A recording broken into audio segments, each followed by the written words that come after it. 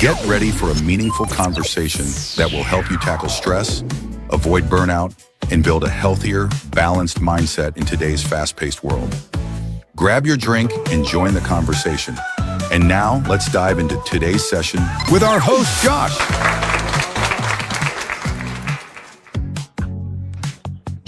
Good evening sa ating lahat. And I want to start off this quick Friday session with asking what comes into your mind pag sinabing little things in life. I know na yung little things in life yung meaning niyan may vary sa atin lahat ano. And given all the stuff that's happening around us, bagyo and the rise of people having mental health issues, we seem to if you look at the the landscape, no, or the current state of the usual people, hindi lang VA, you actually could see na it's it's it's a rapidly growing issue. So basically, ano bang importance ng mga little things in life? So for me, the little things in life for me is our small success. I know na excuse me, I know na tayo kasi as people, we usually tend to look forward to the big success lang. Let's say for example, promotion, na-promote ka. Say for example, you became from a team member, you became a team leader. So for me, that's big success. Now, how about appreciating yung small success, yung mga victories mo before you actually reach yung pagiging team leader. Now, we usually we tend to not do that, di ba? We tend to we tend to not appreciate yung mga small things, and then we just look forward to the greater things. Uh, and sa usual na tingin ng mga tao, that may be very harmless. That it's actually parang almost harmless siya, di ba? But we actually fail to see na if we do not appreciate yung mga maliliit natin na success, maano siya, it slowly turns our eyes into our failures na lang. Na let's say for example, bound ka na for promotion and then you were doing really really good, you have great performance, lahat ng KPIs for your team or for your task are really met, or even baka nalalampasan nyo pa. But if hindi ka marunong mag-appreciate, if we don't look at all the victories that we have, we would tend to be focused on the failures na nangyayari. And this is important kasi we actually have to ano, parang we need to acquire a certain balance of success and failure. Kasi wala namang success na hindi dumadaan ng failure. And yung failure na yun, that's what teaches us para maging mas successful pa, no? So sa akin, um napili ko na pag-usapan to kasi I think it's very timely, and I'm seeing a lot of people na na parang they tend to forget those little things. So actually kakatapos lang namin mag-dinner, no, like sabay talaga kami nag-dinner ng family ko, ganyan. Usually hindi na to masyado napapractice, lalo na pag you know, if you have kids, yung kids mo is let's say I don't have kids though, but may kapatid ako na nasa college, dalawa. They usually cannot be with us at dinner or lunch kasi ayun nga nasa school, ganyan. But if you look back, no, iba yung feeling when the family is complete, when you eat together, you laugh together, maybe you enjoy a movie together. So marami ng families ngayon, alam ko na who cannot do it and who are not choosing to actually do it. Parang ganun. So I want I want to open up ulit ito kasi I know na this is not this is not something na na dapat natin kalimutan.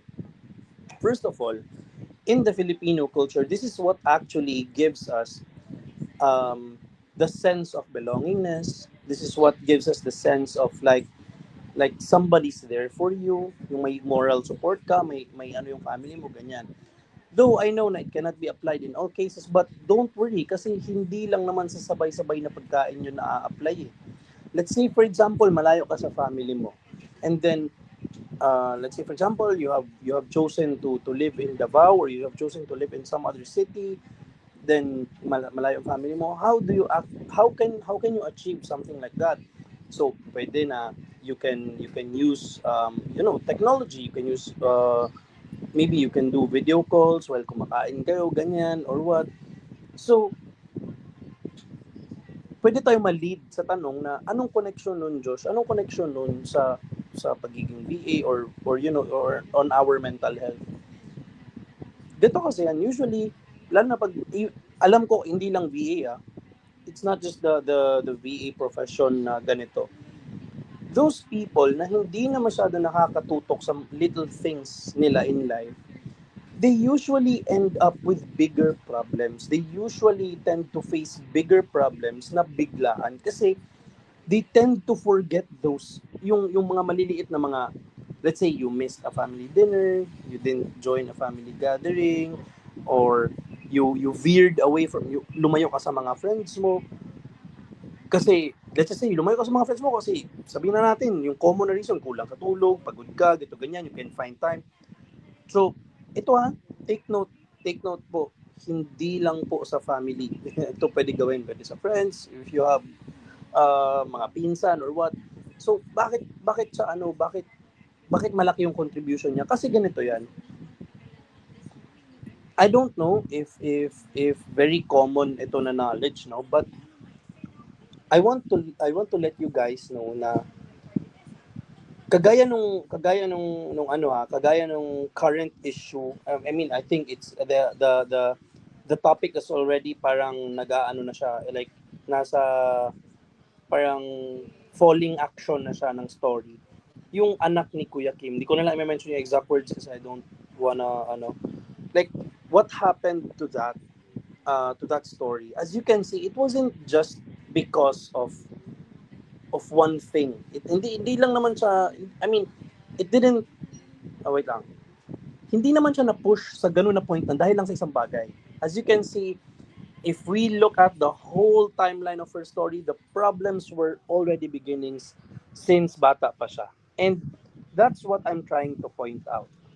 Parang same idea siya na yung mga little things na yan, pag napabayaan natin yan, if we forget or if we actually yung mag-decide talaga tayo na I'm not gonna join the gathering, I'm not gonna be partying ganito or whatsoever with my friends kasi ito ganyan.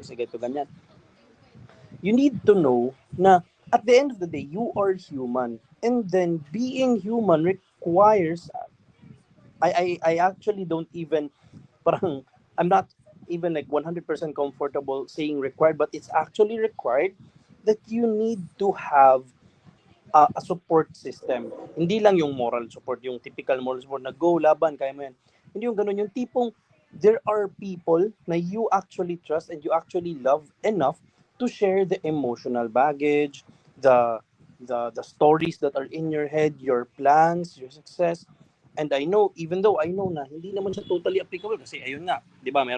Alam ko meron ding mga naniniwala na hindi nga dapat may mga stuff na dapat hindi share. So, yung point ko lang naman dito is hindi po tayo pwede na maging ano ba to? Parang maging prisoner ka of your workspace, of your home. Kasi if you veer off that track na na hindi parang hindi na ako magjo-join, parang okay lang kasi ayun nag-work naman ako, I have money, I can buy almost anything I want, I am very comfortable at dito sa bahay ko or sa room ko or whatever. I understand that, but at the end of the day, iba talaga yung iba yung feeling na pag may napapag-anuhan ka ng success mo, may nasisharean ka ng failure mo, may nasisharean ka na parang ano-ano yung like may nakukuha kang ibang perspective with the stuff that's happening in your life, 'di ba? And also um yung ganyan na ano, I know na marami din talagang pwede mag-disagree sa akin na sasabihin na hindi naman ano kasi 'di ba may mga tao din naman talaga na pag nag-share ka ng success mo, minsan sisiraan ka, minsan magka-crab mentality sa iyo, ganun. I understand that. And that's just how people are that's just how this journey is kasi hindi din siya bound na parang perfect yung setup na everyone we meet is parang supportive sa atin. So, ang whole point nito is those little things that we actually tend to hindi man forget but to overlook can actually lead can actually make uh like parang magsa-start siya mag-plant ng seed of problems na by the time na maaabot mo na yung parang phase na yun, magkakaproblema ka na ng malaki. So, yun yung ayaw ko mangyari. And it's sadly it's very common right now na parang we tend to we tend to overlook. I have heard a story na uh, VA mom siya tapos kasi ayun she needs to sleep, 'di ba? She needs to sleep, she needs to rest, ganun. Hindi siya nakaka-attend masyado sa needs ng anak niya. So ang nangyayari yung anak niya doesn't really open up much to her. Like pag tinanong niya, okay ka lang ba anak? Sasabihin na anak, oh, okay lang man ma, house school, okay lang, ganun. Parang walang bonding time na like physical na, I mean, yung physical bonding time talaga yung quality time. Wala nang ganun na nangyayari kasi ano, kasi pagod na palagi yung mama. Now, alam ko, valid yun, valid. I mean, syempre, sino ba naman hindi, hindi man, sino bang hindi napapagod, di ba? Lahat tayo napapagod, di ba? Lahat tayo napapagod. And to be honest, it's actually, may ibang places din na, I mean, may ibang situations din na talagang tigda-dalawa yung client, may mga ganun, or let's just say, mabigat talaga yung task. So, ano siya, like talagang challenge siya, di ba? But if you look deeper into it, I think it's just a matter of time management and organization. Kasi I do believe na lahat naman siguro lahat ng niche, lahat ng VA dito is may rest day, 'di ba? May rest day, ganun. And might as well, meron ding iba na pwede na yung pre-shift routine mo. You could include some family time or bonding time, mga ganyan. So, if you look at it, it's yung mga little things, hindi yung mga gagawin mo na yun, hindi naman siya nagre-require ng pera. If mag-require man, hindi naman siya todo-todo. It's not like you're gonna be going on a shopping spree, 'di ba? So, I want you guys to to somehow be what do you call this? To somehow be parang be more gentle on yourself on this one. Kasi ako actually bago ko lang din na discover to sa sarili ko na ay na yung mga ano ko pala, yung mga maliliit ko pala na achievements na nag-lead up sa ito na achievement ko ngayon is something na kailangan kong i-appreciate. So, if you are looking forward for a promotion right now, if you're looking forward to a new job, if you're looking forward to a business deal or whatsoever, you need to appreciate yung mga small steps that you took in order to get yung ultimate goal nyo. Now, if ever like you wanna share your thoughts, this might be the question that I want to you guys to answer. What are the little things that you actually, parang yung ngayon nyo lang naisip? Ano yung mga little things na ngayon nyo lang na-realize na, ay, oo nga, important nga pala yun. Yung mga ganun. Kasi sa akin I just wanna share this one. I just recently passed the board exam for psychologists, and to be honest with you, I haven't prepared enough. A lot happened, a lot of plot twists, a lot of like twist and turn happened sa journey ko. Now, as I look back, no, dun sa journey ko na yon, yung start ng journey ko from my master's degree up until to the point ng last day of exams for the board, I realized na yun palang mga maliliit ko na pasimpleng basa-basa nung lessons namin, yung mga pasimpleng group discussions, yung mga group sharing, yung mga oral recitation, I had to appreciate pala. I have to look at it pala na oo nga.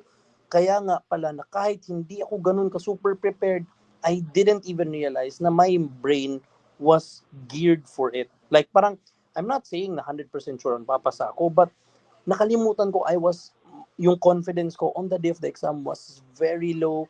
I almost lost like yung focus kasi I was really worried baka hindi ako papasa. And by God's grace, nakapasa ako. And then, nagtataka ako, sabi ko, how could I pass something like that without having like yung ultimate preparation talaga na yung nagsa-study talaga, ganun. So, those are what really help. No, na doon ko na-realize na, my family has been very supportive.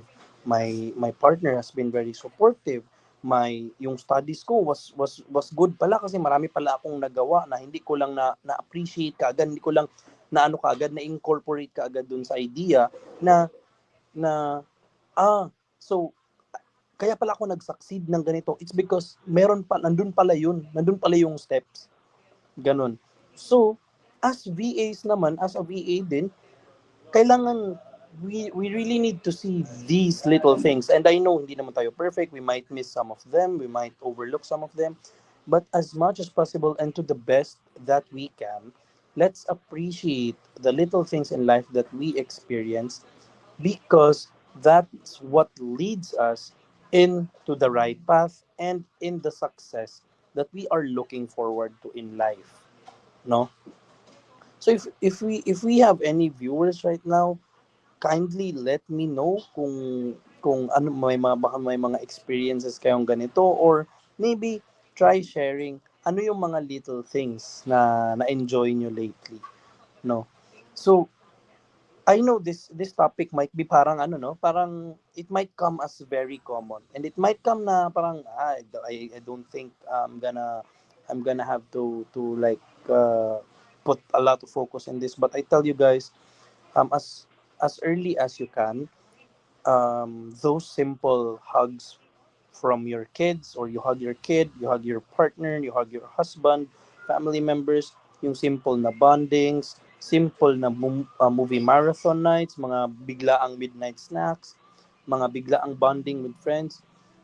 I tell you, it might not look a lot, it might not be might not be very important, pero yun yung mga maliliit na bagay na mag na hindi mo na lang ma-realize na magko-contribute siya dun sa success na nilo-look forward mo. So that's the most crucial point of the little things that I'm pointing out. I think it's fairly clear kasi I know na hindi lang ako naka-experience ng ganito, but I know marami na tayo no nakaka-experience na naka-experience ng ganito. We might just even not know it yet, but ganun siya. Para lang siyang same dun sa saying na you can't reach 1 million pesos if you don't have 1 peso. Garang ganun siya. I'm actually also looking into the fact na bakit kaya na-overlook yung mga little things in life, no? Bakit kaya? If you have an answer, I would love to see it in the comment section.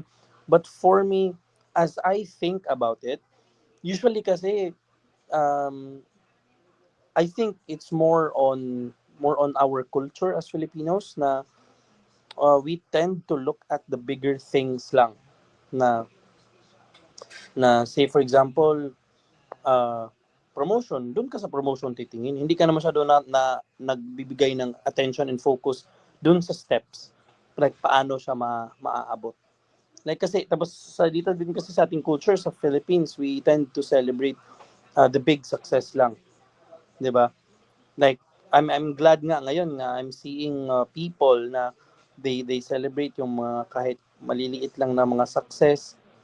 Kasi kahit pa maliit or malaki yung success, it still falls under one category, and that is still success. So parang same lang din siya with failure. Failure is not like there's no small failure, big failure. It's just failure. So kailangan talaga natin ma-appreciate yung mga ganitong bagay kasi um we need to have this parang ano talaga balance no within our life. Balance is very important. Also, if you ask me, how about naman Josh yung mga failure? How do we deal with it? Like how kasi syempre on that journey to success, you will have failure, di ba?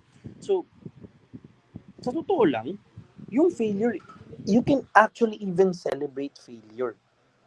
And how does that make sense? So ganito yan.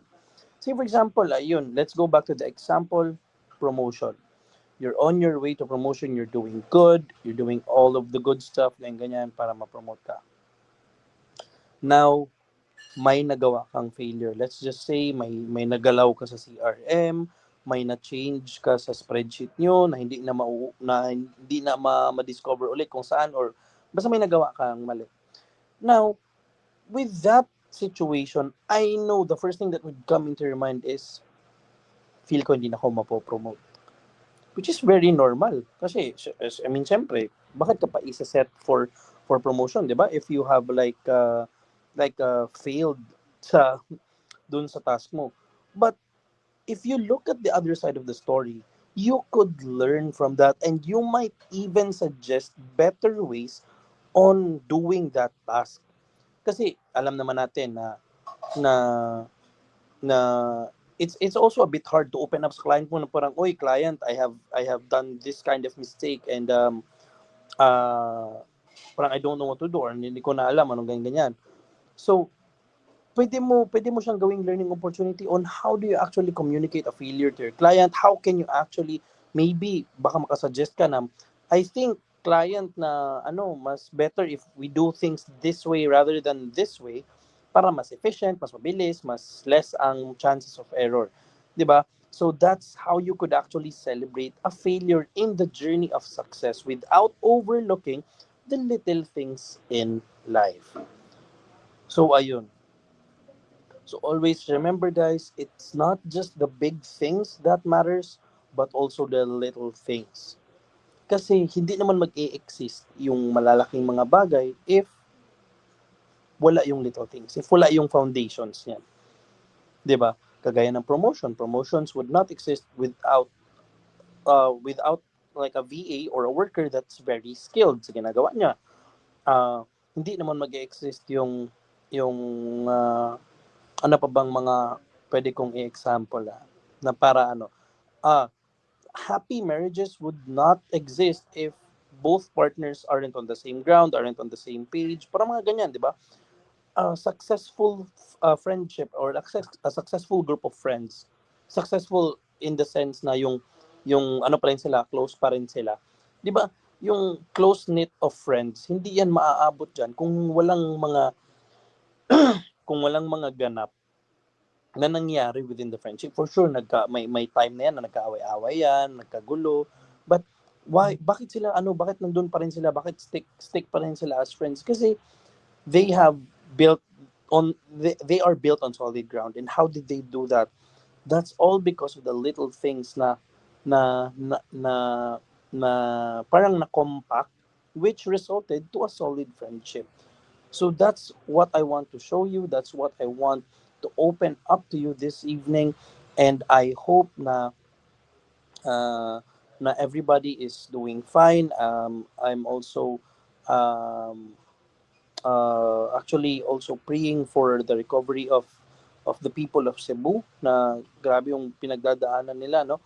And also I'm looking forward to the success of us all. And also I just want to insert the VA radio has already been 1 year, no, 1 year old na si VA radio, and I'm very happy to be part of this community wherein I could somehow um parang pay it forward yung yung mga natutunan ko, mga na-experience ko, kasi I do believe talaga na alam ko na we are doing this, we are VAs because usually of survival. Usually we need to make money, we need to, you know, VA tayo kasi para magtrabaho. It's trabaho and then we get the salary. That's it. And my point here is I want to become one of the persons who opens up a window of fresh air, who opens up a window of of calmness, of rest, and of reminding the people then na we also deserve what's good in life. Okay, so I think that's all for this session. I'm very, very, very happy to be part of this community, and I will be preparing a lot more stuff for you guys para I want this to become engaging din kasi. So, sana soon, we could engage in the comment section and all.